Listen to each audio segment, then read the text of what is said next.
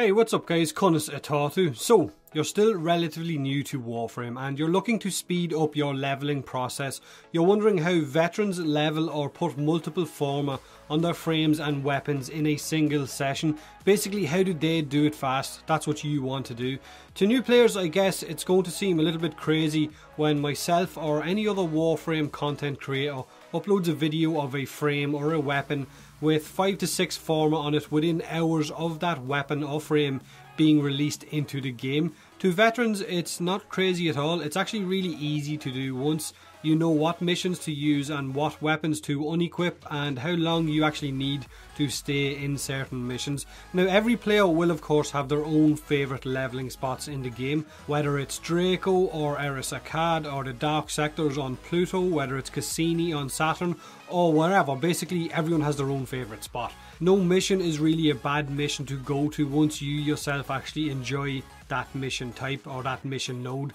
As a relatively new player, of course, some of these nodes will be locked to you until you either progress to them or you get taxied to them or relatively close to them so as you can eventually unlock them yourself. Now, I guess as a new player, understanding how affinity is shared between frames and weapons might also help you out, so I am going to try and explain it in the most basic of terms. So, the split for experience between all three of your equipped weapons and your frame is a base 25%. If you unequip one weapon, then your frame will still get 25%, but your two remaining weapons will get 37.5% affinity each. Unequip another weapon will leave you with just one weapon. Your frame will get 25% affinity and your weapon will get 75% of that affinity. Now, the affinity spoken about here is of course from objectives, challenges, affinity orbs and teammate kills and so on. When you actually start killing enemies with your frame or your weapon, that will change as well. Because if you kill an enemy with your Warframe ability, then all of that affinity goes to your Warframe. If you kill an enemy with your weapon, then 50% of that affinity will go to your weapon and 50% will go to your frame. So whatever you're leveling, make sure and get some kills with it. That is basically the most important thing. If you're leveling a weapon but you're running around in Exalted Blade or Hysteria, then don't expect to level that weapon very fast. You need to be getting some kills with it at least.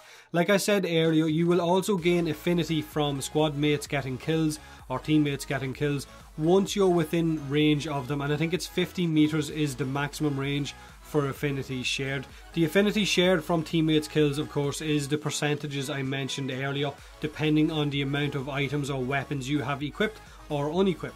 Of course, trying to explain affinity is a little bit of a pain in the ass, especially considering different enemy types will give you different amounts of affinity, as well as hacking terminals, completing an objective, completing a challenge like a mission challenge. At the start of every mission you get a challenge, so you can get a lot of affinity for completing that. Affinity orbs, scanning enemies in the codex can also give you a small amount of affinity if you haven't had them before as well. So there are multiple ways to get affinity in the game. And how fast you level an item or a frame will also depend on whether or not you have an affinity booster and the level of enemies you're dealing with. Now, the mission types I prefer to run are defense mission, survival, spy and interception. You can get a nice amount of affinity for running spy missions once you're hacking those terminals. I know plenty of other players like to do exterminate missions or excavation missions and so on. Whatever you like to run, that's the mission type that you should stick to. Because if you're running missions that you don't like over and over to level, then you're not going to enjoy the game. Now, the best leveling spot in the game at the minute is probably Draco. And I hate to say that because you can get from 1 to maximum level inside about 4 waves. But it's not really a node that I personally enjoy or a node that I use a lot of. I find it pretty boring. I much prefer to run survival missions or defense missions. But I will use Draco in a squad with the guys on my TeamSpeak who are all subscribers once they're leveling new weapons as well, because it's just faster. It's as simple as that. Now, this is what I do personally when I'm leveling a frame or a weapon. I have a booster active, so take that into account. I will unequip anything that I don't need. I will run with 2 weapons, one maxed so as I can get some kills if I find myself in trouble, and one unranked, which will be the weapon that I'm leveling until it is leveled. I will also unequip my Sentinel's attack preset to stop it stealing kills, or I will unequip my Kubro. If I'm leveling a frame, I will run with just one weapon and try my best to kill as much enemies as possible with the Warframe's abilities and not use the weapon, only use the weapon if I get into danger or trouble. I also run in a squad, like I said, of friends and subscribers from my Patreon TeamSpeak, all my clan.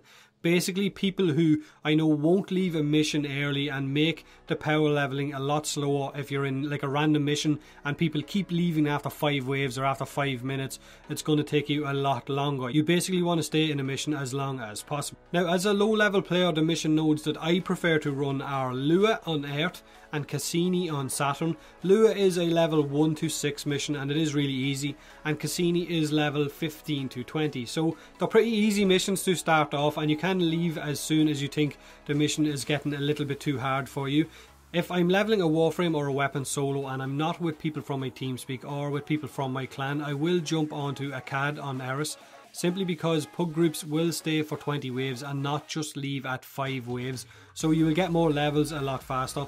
There's also a nice high ledge for you to jump onto on a CAD and not worry about taking damage from enemies from those infested chargers. It's also a great credit farm mission as well. So I hope this video has been of some help to some of you newer players to Warframe and can help you level your items much faster than you were before. Leave a like if you enjoyed the video, subscribe for more Warframe, and as always, thanks for watching.